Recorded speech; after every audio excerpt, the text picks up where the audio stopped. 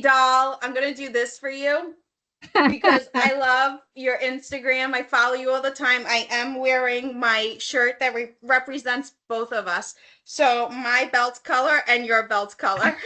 That's cute.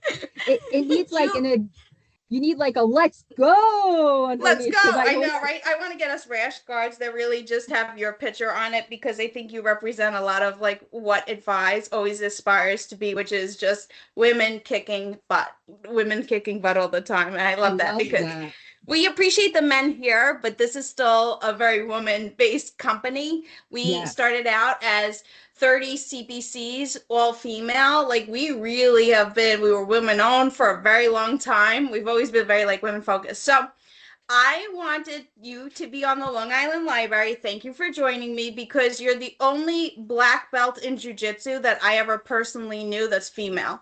And I think that that's incredible. And the Thank more you. that I've learned about your career path, the more I'm just like, wow. I don't just fangirl over the jiu-jitsu. I fangirl over your career. I always wonder what is it that makes you get up in the morning and train and work really hard on your contracts and pivot and all of that. So I don't even know where to Right. begin with you. I know. Where do we begin? I guess the one thing I say is discipline. I say that all the time. I was born with discipline. My dad and mom worked very hard, instilled it in me. So, but then again, if it's a habit, is it really discipline? It's just something I subconsciously do. There is no thought. You get up, you go to work.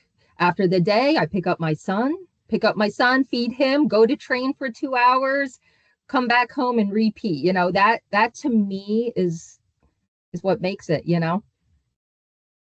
And let me ask you, are there days when you just don't feel like doing it? Like where you don't feel like going to the gym? How do you make yourself? It's cold in the winter, it's Yes. snowing and it's cold in Jersey. How do you go anyway? Well, my crazy jujitsu friends help. You know that they're a great bunch. So, working home alone all day is wonderful, but I find it to be really important to get out of the house. So I just push myself to go. I don't know. I know I'm going to get better. I go there, I get better, I learn, show up to work, learn. I love learning. Even as a black belt. That's just the beginning. That's what they say in jiu-jitsu. You realize how much you don't know. And with this job, I realize how much I really don't know. And it's fun to learn. You had a big career shift when you came to us. So you started out nursing, hands-on Yeah. nurse, and then Yes. how did you even decide to get into this space? And what would you recommend to somebody who is a nurse now, practicing as a nurse and wants to maybe do something out of the hospital or out of patient care? What would you recommend? Yes, so I was working as a nurse in home health and needed a change. COVID happened. I needed a break. So I remember working in home health and dealing with these ICD-10 codes. I'd have to write them on slips. I'm like, what are these codes? And so I started researching nursing coding. Sure enough, CPC, I put myself through an online course with discipline. Um, During the summer, sit outside under the umbrella, you know, study. And then, sure enough, I took my exam. So, passing my exam, Eric liked my resume with my home health experience, and I got hired. The CPC test was very difficult, as you said, harder than a nursing exam, but you could take it multiple times. You can learn what you did wrong, and you could get better each time you have to take it. And that's it. This is where I am now with you guys. Shift. You have no problem shifting from contract and client to from one type of work style to another. I find it like an interesting parallel for me with jujitsu. For me to Right, show up to a new gym where I don't know anybody and I might be the only female on the mats right. and just go there and be like, okay, I'm going to be new at this. It feels very much like you're going from one contract to another, one client to another, completely different work style. Do you feel nervous? Do you feel like here's what I'm gonna do? Like, how do you approach that? Oh, well, it's much easier for me to walk into a gym than sometimes a new work environment. I can handle myself pretty good on the mats, and if I can't, I have friends that can help me.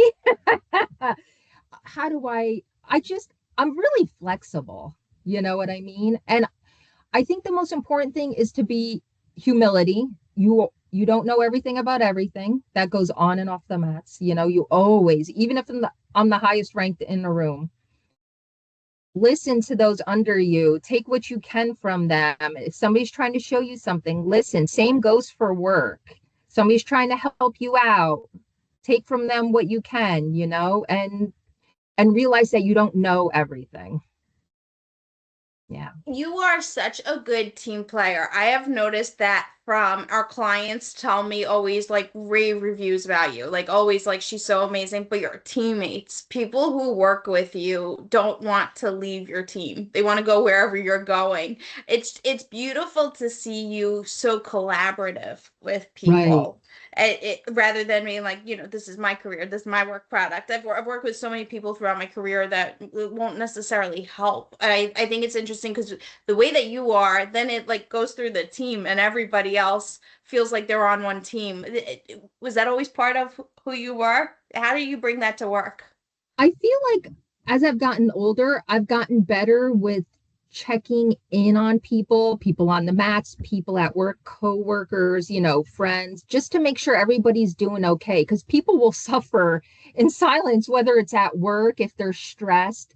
So I've always found it important to check in on people, help them, ask for help if you need it. And that's really it. Just, take the time to say hi, 5 minutes. Hi, how you doing? Do you need help? Or if you need help too. I'm one to always reach out as well, if I I need think help. it's also like a kind of a myth buster here that you're from Jersey, you're a Jersey girl, I and people am. sometimes not from this part of the country might think like, oh, Jersey and New York, blah blah blah. But really, you're still helpful, and you want to be helpful. Do you think that being a Jersey kind of girl has impacted your work style at all, or the way that you show up for your team? Yeah. The one thing that's cool about Jersey, New York, Northeast is we're used to dealing with all kinds of personalities. You know what I mean? All kinds of people, good and bad, you know? So we manage different people easily. So, and I really am not easily intimidated. So, but I'm also not mean. So, you know, I'm pretty good at managing personalities. So that does help, even if I don't get along with somebody, I still can work well with them. That's a great note to end on because that is inspiring. We always run across people that, ooh, this is a personality, I'm not sure. And to try to think about where is that person coming from and have empathy for them and every day something's coming up in personal lives and whatever. So to look at it from a Mishy Doll lens, I think would be helpful for people. It is inspiring more than the let's go, because that's inspiring in and of itself. I feel like so many people start out January like, oh, I'm going to be going to the gym, whatever. You are one of the only people who I know consistently go to the gym, consistently do the work at home. You really do the work, and it's been so inspiring for me to know you. Thank you. Same here. And we got to roll soon. I can't wait.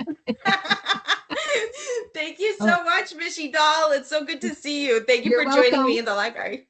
No problem. Bye. Bye.